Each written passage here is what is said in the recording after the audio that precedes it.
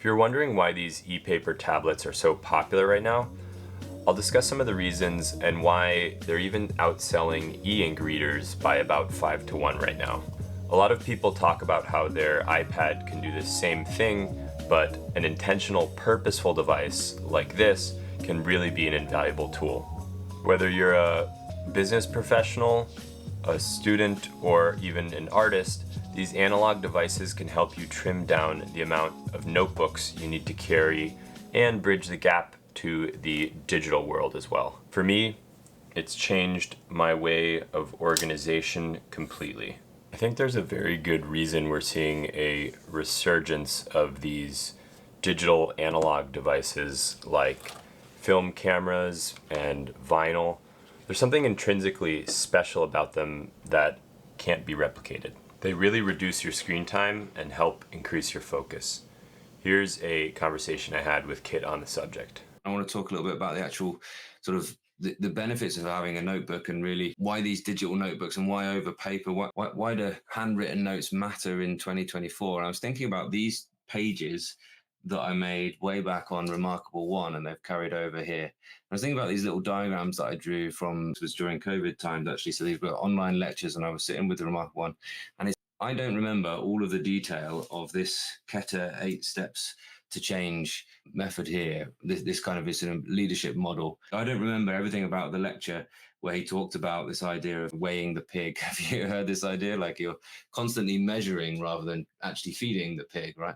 And I look back at this, I go, I can't remember all these details here, but I can remember this page, and this page and the 8 steps to change page comes to mind in the middle of my work life when I'm having to think, right, how am I going to get my team to this point? How am I going to lead them through this kind of change?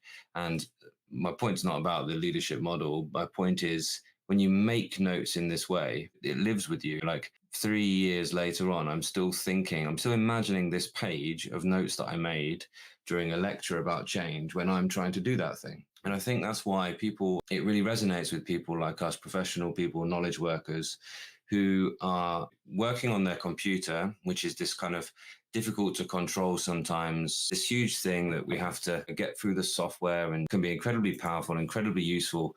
We're going to open this up and get it booted up and sort of drive this machine to do our tasks. But yet having something like this just next door to the keyboard like this for your thinking, that's why the idea is resonating with so many people. The idea of making notes, not taking notes, not just writing something down that somebody's told you is important, but making a set of notes that you go back to time and time again. It's something that really engages your brain. It's different to the act of sort of typing through or working on any kind of productivity kind of app here on a laptop or a desktop. It is a different sort of experience. And it's one, if you haven't considered with it and you're thinking to yourself, watched a lot of content on these e-ink tablets and they're quite compelling and I'm not sure whether I should dive straight in. If you are asking yourself those questions, then you're probably finding the laptop on its own isn't doing everything for you. And I would suggest having an e-ink tablet next to your keyboard like this is something that you will get along well with. You will find there's digital benefits, because I'm also hearing that people are saying, well, how can these companies want to charge me almost 500 quid for something to replace paper when paper works just as well for that? There are just that number of benefits to allow you to get this into the digital space quite quickly and work between those two things. You're talking about paper, but this to me is really smart paper. Like, Yeah. there are so many tools and features I can use to, if I'm note taking and I miss something, I can quickly push things down, restructure, reorganize, lasso things, copy things, duplicate things. And it just feeds into the workflow better. Yeah, so you can just move this off to the side, make an extra little note down here. Instead of having to either erase it and rewrite it or just like start fresh and rewrite your notes on a new page. Absolutely, yeah. Which is a time suck. And the undo button is always there. Yeah, absolutely. Yeah, I think that's it. It's a 50-page document, this notebook, which is still there, carried in the same sort of form factor, but it would have been, I imagine, it would have been lost maybe in a notebook that I'd stopped carrying around 3 years later. I wouldn't be able to reference it back that quickly and easily and find out what's the name of that model, what's the details about that now that I'm ready to do that kind of deeper thinking. You had kind of discussed how you digest a lot more when you actually take notes on paper or e-paper. So like for our discussion later, we're going to talk about PCs. Like I have these notes where I was able to organize things, highlight with marker, just like really kind of point out things. And the way I organized it is like I was watching a lecture and then I quickly structured it in ways where after I wrote it, I already remembered it. And then I reviewed it yesterday. And so now in my mind, I can like visualize that note and like remember parts of it. Whereas when I'm typing, I really feel like it's active versus almost passive thing.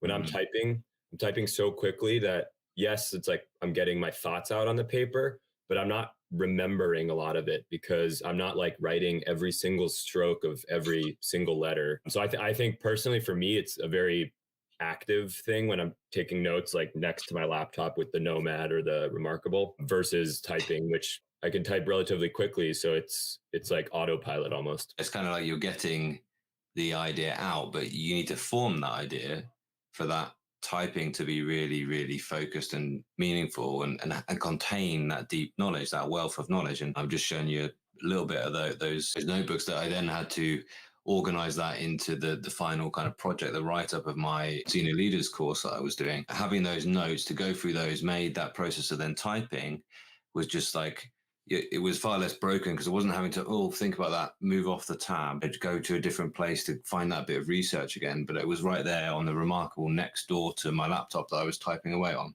We're talking about these two devices rather than talking about the other ones at this point, because we're talking about devices that aid you getting into that flow state when you're working, when you're working with your knowledge, when you're putting that together for an audience maybe, or for a project of any kind of kind. And we're talking about getting into that flow state. And a lot of you will be thinking to yourself, which one of these two is the most conducive to that flow state? I hope everyone here kind of recognizes what I'm talking about that state of flow. It's when work kind of just hours go by and it feels like you've only been a couple of minutes and you've been totally absorbed and you haven't had to be, you've really loved that. You feel like connected to something bigger. The challenges match the kind of skill level, is the way Csikszentmihalyi, who really worked on this stuff in the 90s, puts it. It's a really amazing thing when you recognize that isn't just accidental, and you find ways of getting into those states and staying into those states, and they're where you make your best work. So the question is, which one of these two keeps you in that flow state for the longest? And I think I have to concede that currently I get that flow state broken a little bit more often here than on the Remarkable. And I think that might be because of this kind of, we talk about ease of use versus sort of fully featured, and maybe just a couple of those things you were alluding to, like missed keys on here. It has those extra features.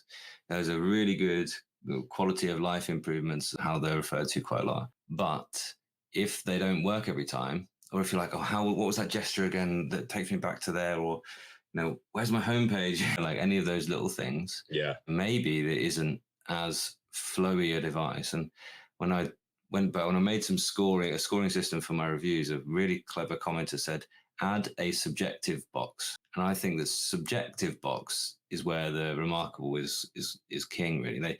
They add things slowly. They add features slowly because they do spend time thinking about, will these interrupt the kind of focus of the device? And so does Supernote, incidentally. But Supernote respond far more to the needs and the wants of their audience, their buyers. And I think that is another strength. So that's kind of interesting, Kip, because I feel like in some senses, the Remarkable getting updated slowly might feed better into the user experience, because if you've had it for 4 years since it came out, like you've slowly seen these things and you've probably like put them to memory better. The new things, like one of the new things I use on the Remarkable bunch now is the line snapping feature, but that was added in maybe a two software pushes ago.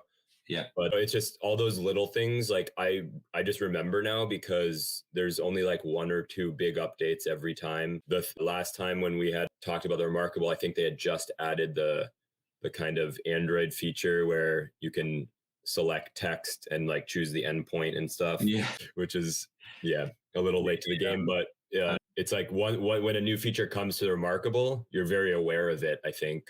And that makes you kind of want to use it more. And then it makes it easier to remember because there aren't that many. Interesting. That is a very interesting discussion. I hope you sort of all in the audience sort of take that for what it is. And I'm not saying that I think these are the two kind of flow champions right here. It's taken these devices a long time to get to the point they're at right now, and they keep improving.